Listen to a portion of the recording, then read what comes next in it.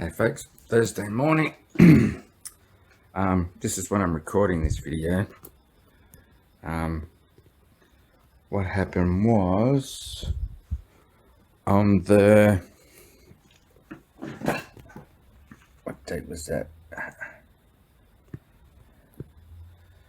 On the 20th of March, around after 1 o'clock a.m. in the morning off Walters Road, Doonside, I saw this bike. Didn't have time to pick it up because I only just started curbside scrounging. And so trying to get some sleep, I realized I forgot about the bike.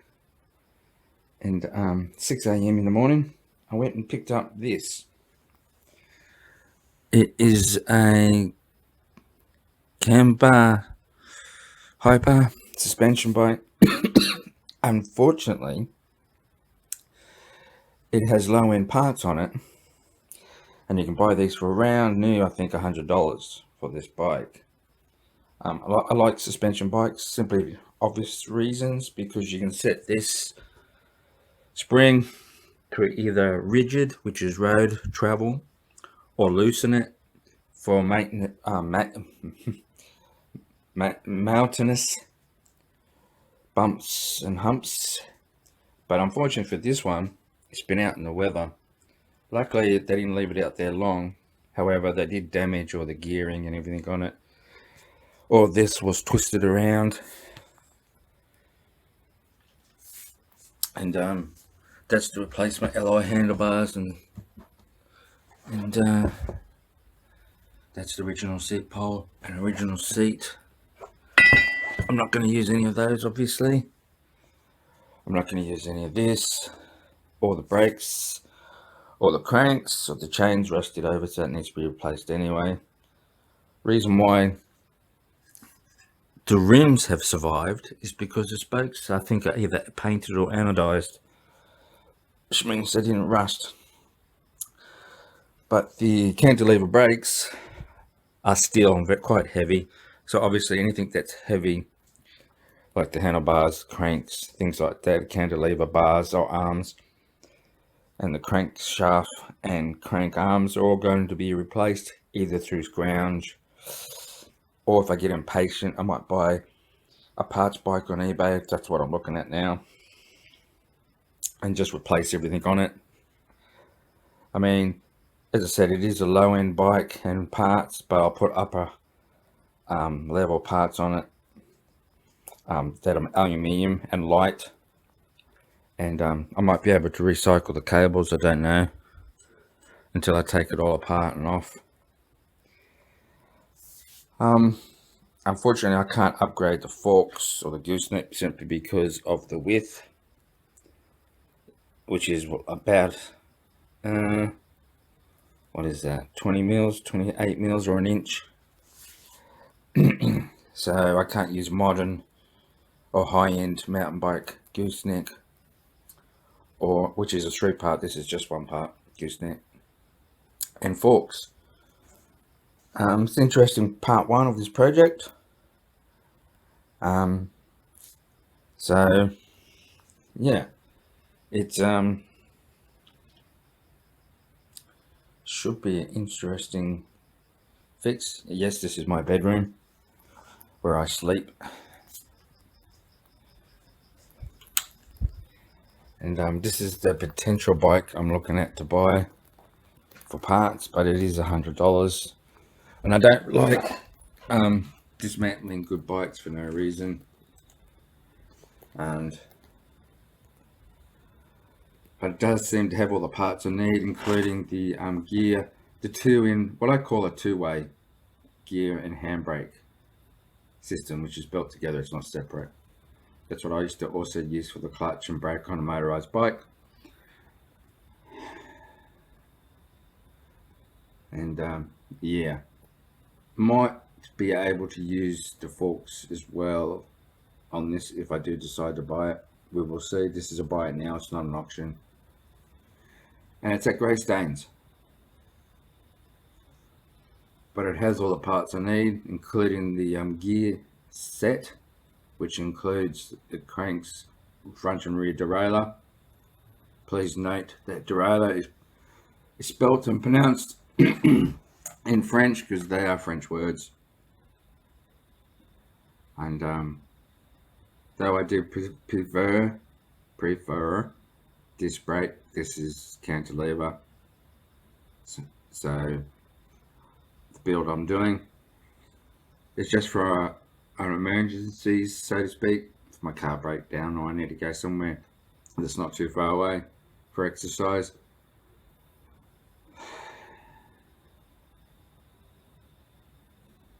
All right. Thanks for watching.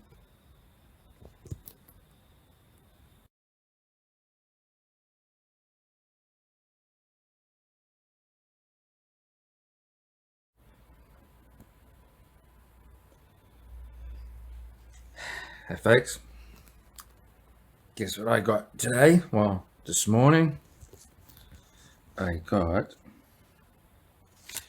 help if I turn on the light, from Cash Converters, a $60 mountain bike. It's not safe to ride, even though they probably try and sell it like that. Yeah, it's a Malvern Star. Still in my car. That kind of rhymed. But anyway, it's $60, and I was getting a bit impatient trying to scrounge the bike I need, which could take months. So the bike is still in my car, and I had to take the wheels off it. This is part 2 of this hyper bike mountain bike build.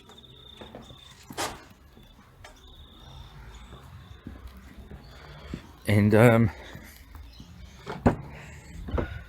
this is what I got. It's a bit beat up, but you know, $60, that's probably what you're going to get. And but it has most of the parts I need. The forks are damaged. They flex this way, which they're not supposed to do. But I was more interested in the adjustable gooseneck.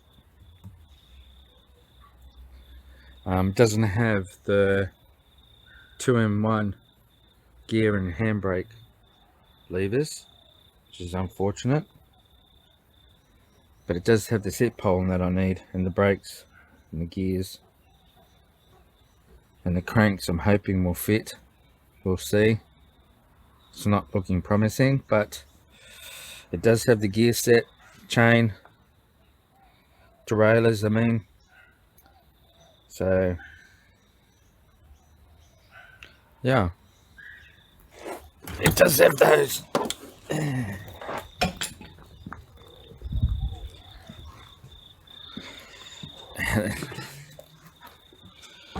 And yes, I bought this as a parts bike. Excuse me.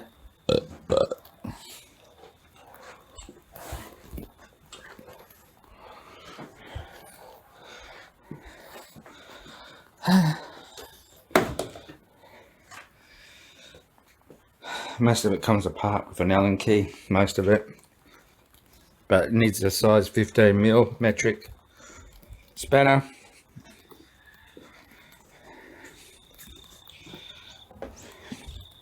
So that's what I did this morning. I just basically went in there to get some loan off, pay for a loan I did at a pawn shop and back down to get that out. And I ended up in Cash Converters, and yeah.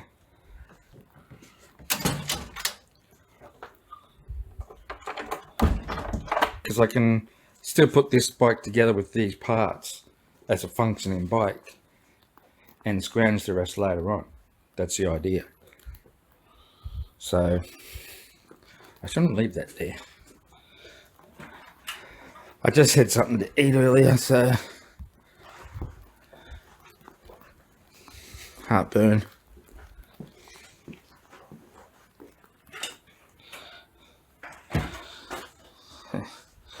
my scrap.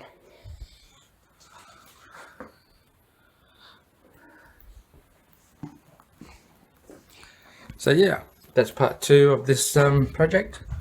Thanks for watching.